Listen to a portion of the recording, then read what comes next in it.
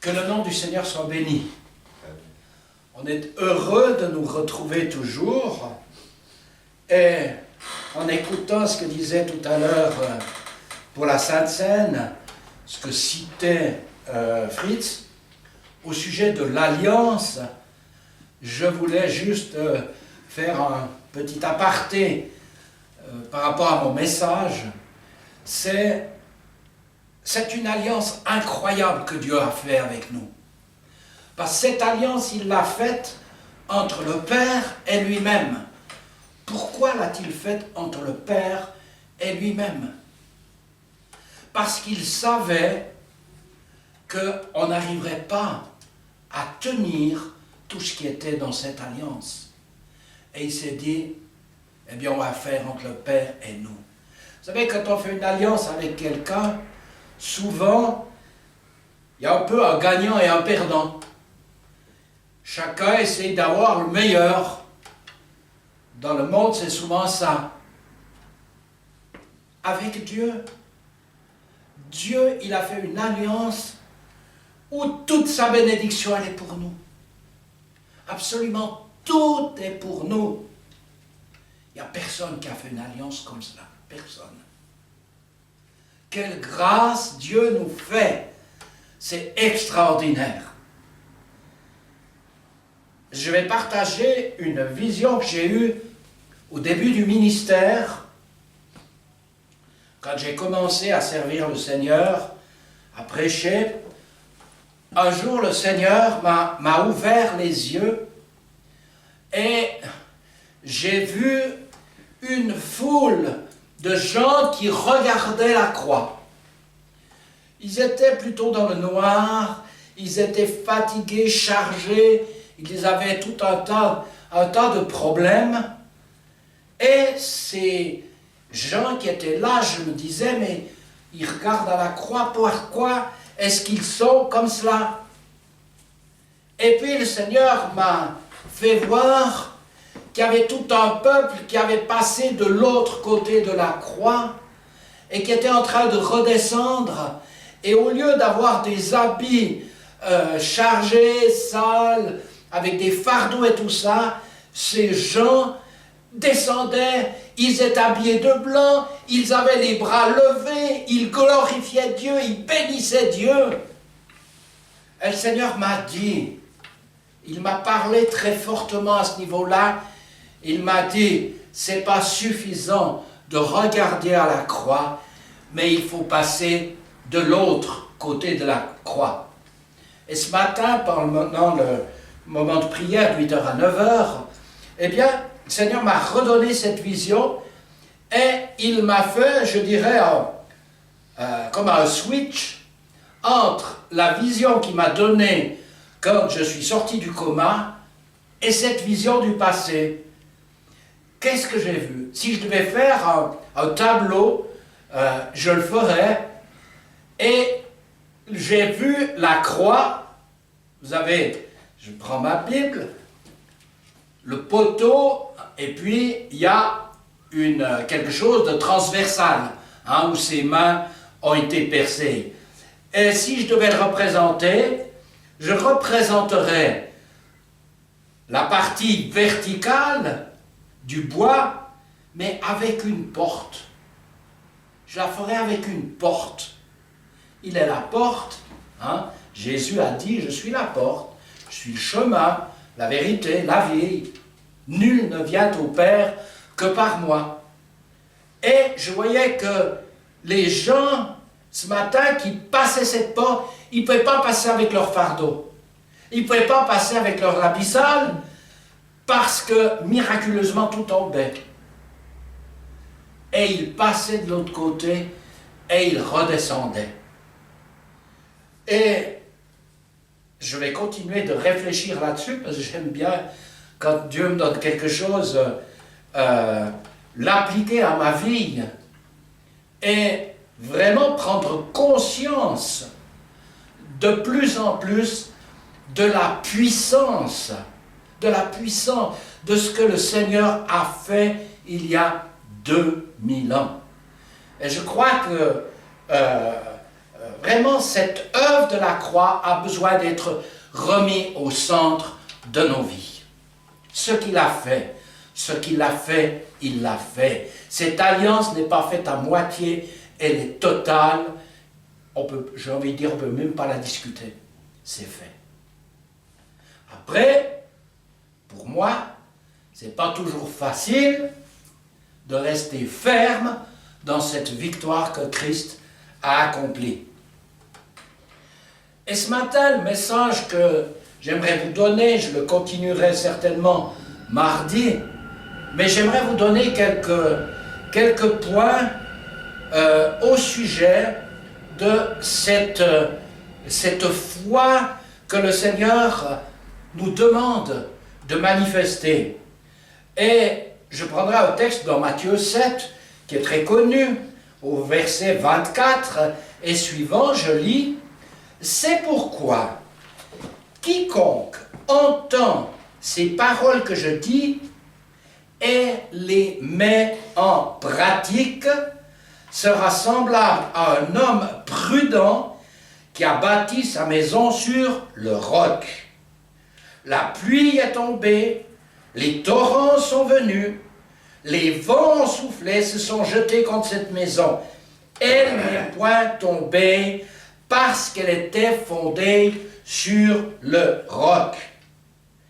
Mais quiconque entend ces paroles que je dis et ne les met pas en pratique sera semblable à un homme insensé qui a bâti sa maison sur le sable. La pluie est tombée, les torrents sont venus, les vents ont soufflé et ont battu cette maison. Elle est tombée et sa ruine a été grande. Après cela, après que Jésus eut achevé ses discours, la foule fut frappée de sa doctrine, car il enseignait comme ayant autorité et non pas comme leurs scribes. Et je me pose toujours la question, et quand j'écoute quelqu'un prêcher, que ce soit n'importe où, n'importe quel serviteur, et souvent je me pose la question quand je prêche, je dirais toujours, je me la pose, mais comment vont-ils mettre en pratique ce que je dis? J'en ai écouté des messages, ça fait 50 ans que je suis au service de Dieu, j'en ai entendu à l'appel. Mais il est arrivé un moment donné où je me posais la question à la fin de certains messages, je disais, mais je fais comment pour les mettre en pratique? Je ne savais pas comment. Je n'avais pas la solution pour les mettre en pratique.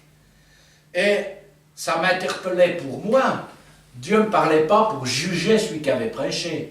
Ça ne me regarde pas. C'est son serviteur, il fait ce qu'il veut avec. Moi, je n'ai pas à le juger ou à porter. Si je ne comprends pas, je ne comprends pas. J'étais peut-être bouché aussi.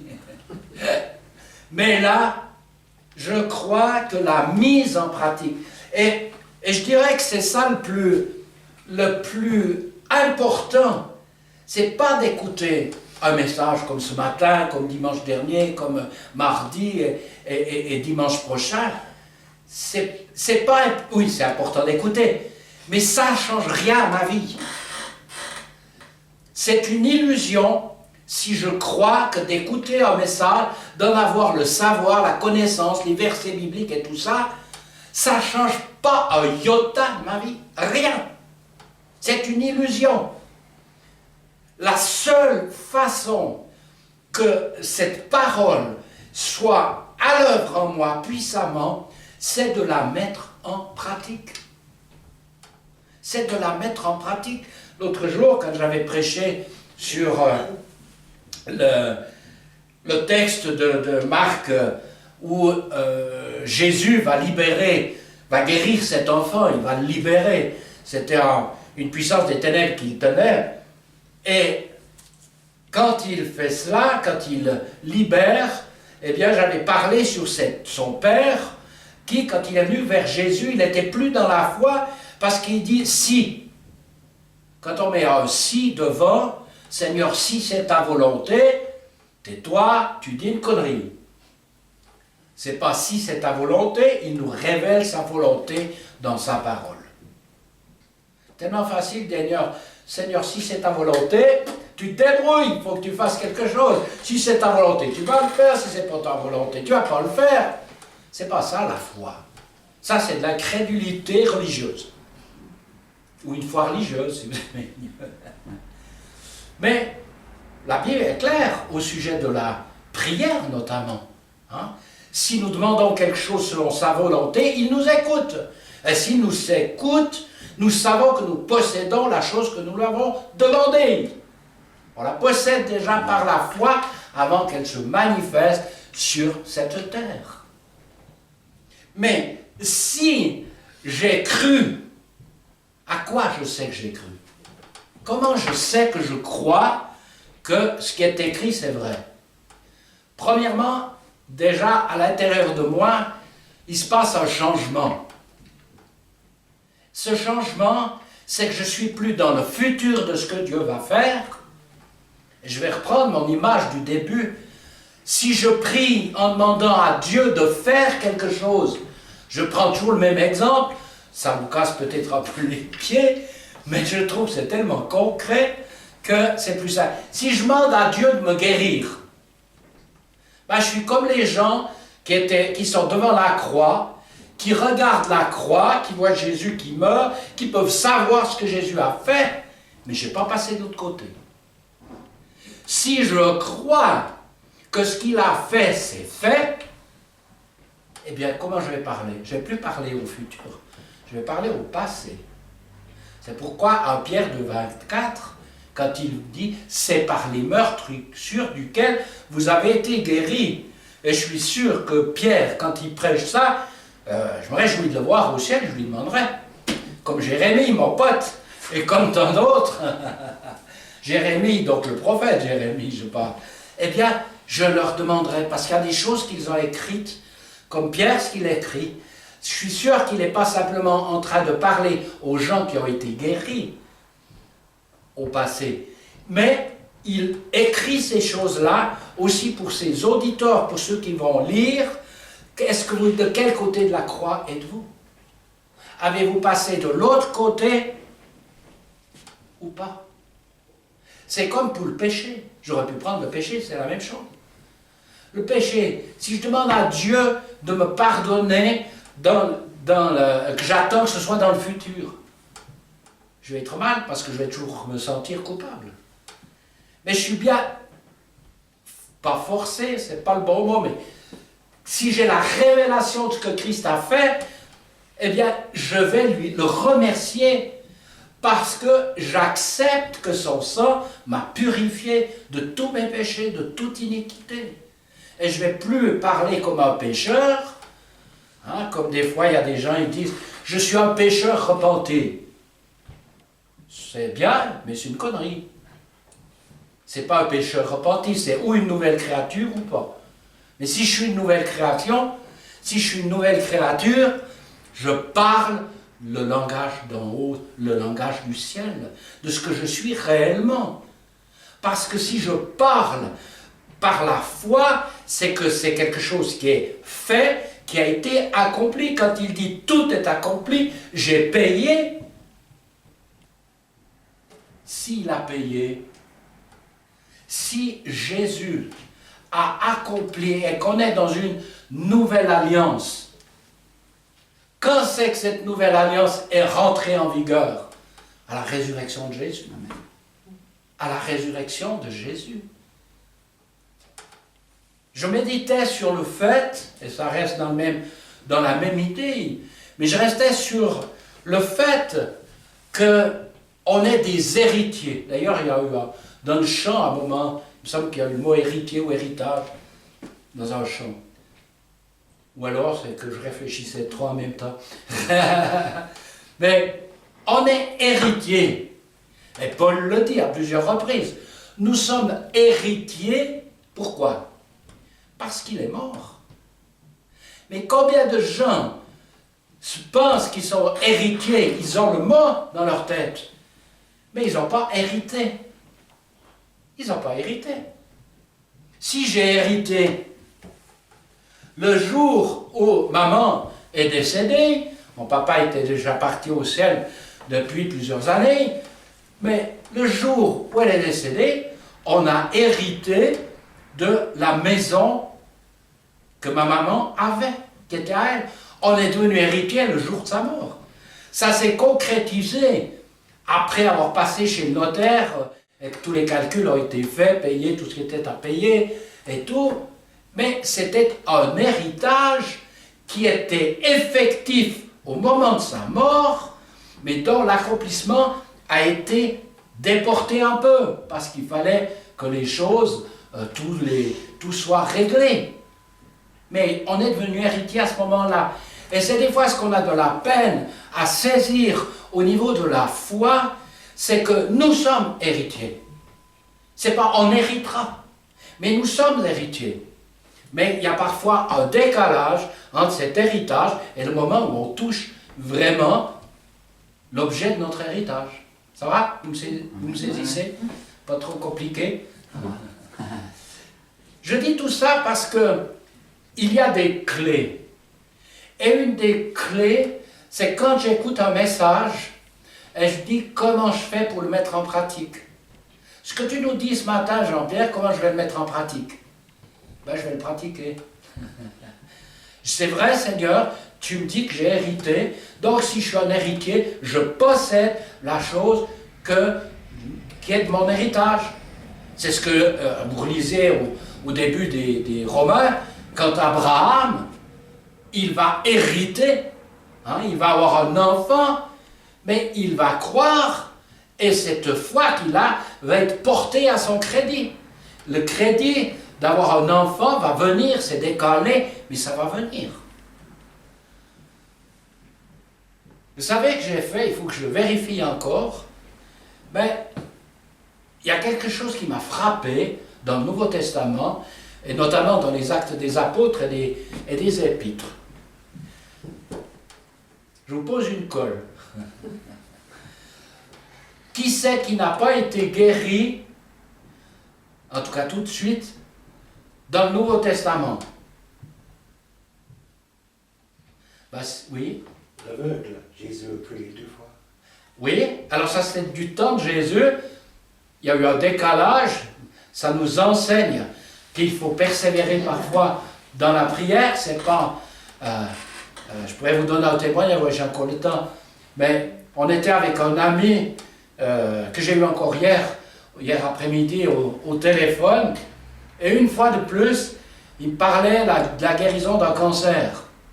D'une dame qui avait un cancer déjà très avancé, que c'était fini quasiment pour elle, et qui aujourd'hui est en parfaite santé, elle était parfaitement guérie.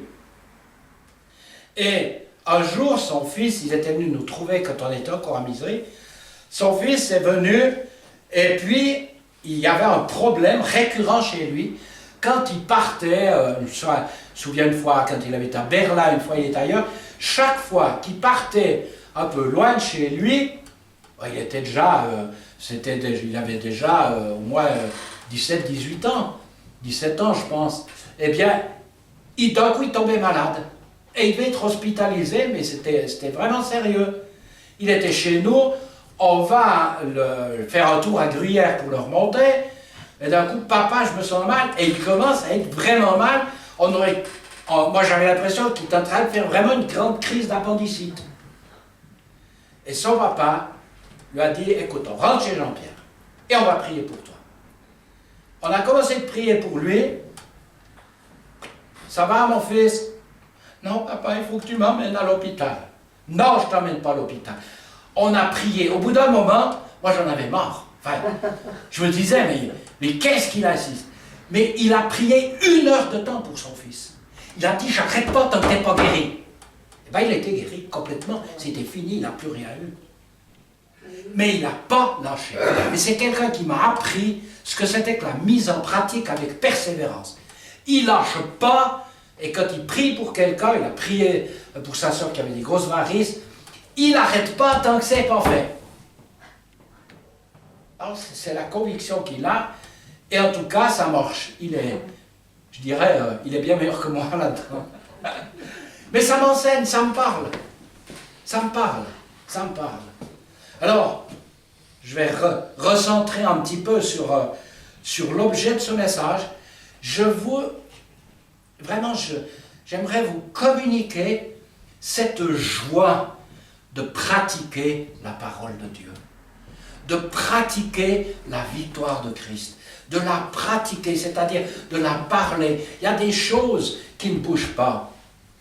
Ben, je réponds juste à la question que j'ai posée tout à l'heure, mais quand on voit depuis le début de l'Église primitive, sauf erreur de ma part, mais je crois que tous les gens qui étaient malades, pensons à Épaphrodite, pensons à Trophime, à Timothée qui avait des problèmes aussi d'estomac, il lui dit de boire un petit coup, c'était sympa ça. Mais c'est tous des chrétiens. C'est tous des chrétiens. Et tous les autres dont il a parlé, c'est des non-croyants qui ont été guéris. Vous vérifierez, vous me direz si je me suis trompé. Et pourquoi je dis ça? Je dis ça parce que je rejoins le message, les 2 derniers messages que j'ai donnés, où je parle, où il y a besoin que le sang de Christ purifie notre conscience, notre mémoire de ce qui n'a pas marché. Et là, il y a une mise en pratique à faire. Là, il y a une mise en pratique concrète. C'est dire, Seigneur, j'accepte. Et je peux vous dire que je l'ai fait. Je le prêche, mais je le fais. Parce qu'il y a des choses que j'ai vécues qui ont laissé une trace chez moi. Vous croyez que je me suis retrouvé à l'hôpital et puis qu'on me dit on va vous intuber et puis vous mettre dans le coma, je me suis dit, elle est où ta foi, Sordet? Je crois, Seigneur. Et puis après, bon, ben, je suis endormi, et puis voilà. L'autre dimanche dernier, quand ils m'ont arrêté le cœur, je me suis dit, écoute, Seigneur, je ne pense pas que c'est le temps pour moi de partir, mais ça m'a traversé l'esprit. Alors ils m'ont arrêté le cœur, il est reparti, gloire à Dieu. Je ne serai pas là ce matin. Mais voilà. Mais ça peut laisser des traces. Moi, je vais vous dire plus précisément. Dimanche dernier, il me dit, le médecin qui est là, il me dit, il faut qu'on vous arrête le cœur, on va vous injecter un produit qui va faire arrêter votre cœur pour pouvoir arrêter cette fibrillation que j'avais, qui était importante puisque mon cœur tapait à 193 depuis plusieurs heures. Et là, ils m'ont déjà piqué de partout parce qu'ils ne trouvent pas mes veines, ils ont toujours de la peine. Et il me dit, on y va maintenant, et il m'injecte. Il me dit, d'un coup, vous aurez de la peine à respirer, c'est un moment pas très sympa à passer, mais il faut qu'on fasse comme ça. Je dis, ok, on y va. Il injecte, manque de peau, c'était à côté de la veine, il m'a injecté dans le bras. Bon, ça faisait rien, hein. C'était pas là, c'était pas dangereux pour moi. Il dit, bon, ben, on va recommencer. Alors là, ils ont tout recommencé, ils étaient 4 autour, ils m'avaient mis le défibrillateur aussi, au cas où ça se passe mal. Et puis, il me dit, bon, on y va maintenant. Alors là, cette fois, ça a marché, je l'ai vu, je l'ai senti. Mais, la première fois que ça a lâché, j'ai dit, mais Seigneur, c'est toi qui as permis que ça ne marche pas parce que tu veux me guérir entre deux. Voyez le langage que je dis à ce moment-là. Tu veux me guérir, j'étais pas dans la foi. J'étais dans la récitation qu'il a porté mes maladies. Mais je n'étais pas dans la foi en disant ça. Parce que j'ai été guéri ou pas? Je crois que j'aurais dû parler différemment. Mais ça m'a parlé. Je me suis dit, c'est facile de dire aux autres, mais toi. Et j'aime me remettre en cause. Parce que j'ai besoin de me remettre en cause. J'ai besoin que Dieu m'aide parce que les temps qui viennent, les temps qui arrivent, je crois qu'on va vivre un réveil. Nous, les autres églises, il n'y a pas que nous, bien merveilleux. Heureusement que partout ça va bouger. Et c'était formidable hier, vendredi, quand Fritz a traduit, parce qu'il y avait un enterrement et on lui a demandé de traduire. Et celui qui prêchait, c'était le pasteur de Clorian. Et il a traduit le pasteur de Clorian. Eh bien j'ai dit, c'est glorieux ça. Ça c'est merveilleux. On bénit vraiment cette église. Peu importe, on a des différences, mais pas notre problème. C'est de prier les uns pour les autres. Il y a des choses que je ne vois pas comme eux, mais Est-ce que c'est important? Ils croient que Jésus est mort, ils croient que Jésus-Christ a pardonné leurs péchés. C'est ça l'important déjà. Amen. Et je crois qu'on est là pour se soutenir. On est là pour se multiplier. Et je crois que dans les temps qui viennent, moi j'ai vraiment des pas à faire. Je vous promets. J'ai des pas à faire pour grandir encore, de laisser libérer la foi que Dieu a placée en moi. Je ne lui demande pas de m'augmenter la foi, il m'a donné tout ce dont j'ai besoin. Hein? Il nous a donné la mesure de foi qui va nous permettre d'accomplir l'œuvre. Mais très souvent, des fois, il y a des parties qui sont un petit peu cachées par des faux raisonnements, par différentes choses. Mais je sais que la seule chose qui va me permettre d'être efficace et d'avancer et de vraiment grandir dans la foi, c'est de mettre en pratique la parole de Dieu. J'avais prévu tout un tas de versets, je vous en donnerai d'autres, mais je donne un dernier. Le premier message que j'ai prêché, j'étais jeune à l'époque, c'était Jean 4, 34. Ma nourriture, ce qui va me nourrir, ma nourriture est de faire la volonté de mon Père et d'accomplir son œuvre, de faire. Ah, j'ai été nourri ce matin, j'écoute un bon message. Tu te trompes, c'est pas juste, tu n'es pas nourri. Tu vas être nourri quand tu vas pratiquer ça et que tu accomplis l'œuvre de Dieu. Ma nourriture est de faire son œuvre, de faire ce que Jésus... D'ailleurs, il va le dire quand il dit qui sont mes frères et mes sœurs. Hein? Parce qu'on lui dit, oh, il y a ta mère qui est là, ils sont là. Il dit non, c'est ceux qui font la volonté de mon Père. Amen. Amen. Ça va? Ça va. Bon. Seigneur, je bénis mes frères et sœurs. Tu sais que ton amour en nous, en chacun d'entre nous, fait que nous nous aimons réellement. Et que cet amour n'est pas un amour humain, mais c'est vraiment cet amour divin que tu as mis en nous. Et par là, nous savons que ton œuvre est merveilleuse, que tu continues d'aller de l'avant. Et ce matin, mon seul but, c'était d'encourager mes frères et sœurs à mettre vraiment en pratique ta parole, à pratiquer ta victoire. Seigneur, à ne pas considérer simplement les versets qui sont écrits en se disant « mais c'est merveilleux ce que le Seigneur a fait », mais de passer de l'autre côté et de remercier parce que ça a été fait, ça a été accompli, même si les circonstances nous disent l'inverse, ce n'est pas notre problème. Notre regard est dans le ciel et c'est assis dans les lieux célestes, depuis là-haut, dans cette victoire de Jésus, que nous avançons et qu'ils avancent. Alors je vous bénis, je bénis vos familles, je bénis tous vos bien-aimés, tous ceux que le Seigneur place sur votre route. Je bénis votre bouche, qu'elle prononce des paroles de bénédiction, qu'elle prononce des paroles de guérison, des paroles qui relèvent, qui encouragent, qui édifient, au nom de Jésus-Christ.